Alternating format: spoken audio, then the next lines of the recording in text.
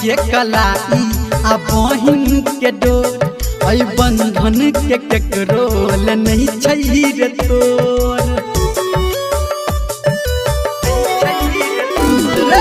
भाई के कलाई आ बहिन के डोर ऐ बंधन के केकरोल नहीं छै रे तोर। आ पूरा दुनिया में छै ई पावन त्योहार, पूरा दुनिया में छै ई पावन त्योहार। ऐ राखी पावन में छै भाई बहिन के प्यार, राखी पावन में छै भाई बहिन के प्यार।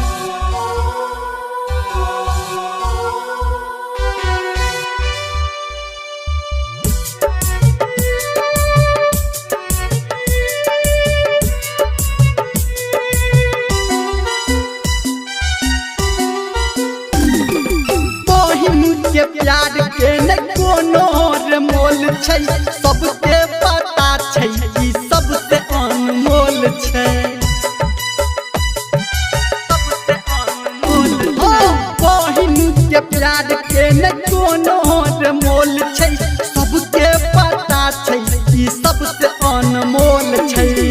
रे एकरा पीछा दीवाना छै पूरा संसार, एकरा पीछा पूरा संसार। राखी पावन में छै भाई बहिन के प्यार, राखी पावन में छै भाई बहिन के प्यार।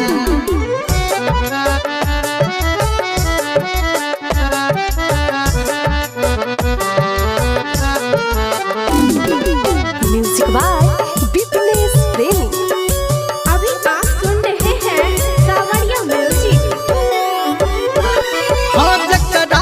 बहिन ओकर घर अन्हार छै, आ लिखल विधाता के ई कठिन विचार छै।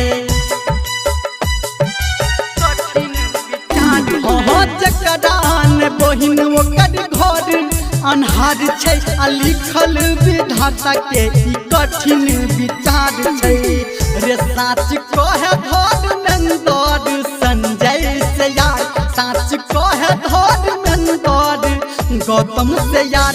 राखी पावन में छै भाई बहिन के प्यार, राखी पावन में छै भाई बहिन के प्यार।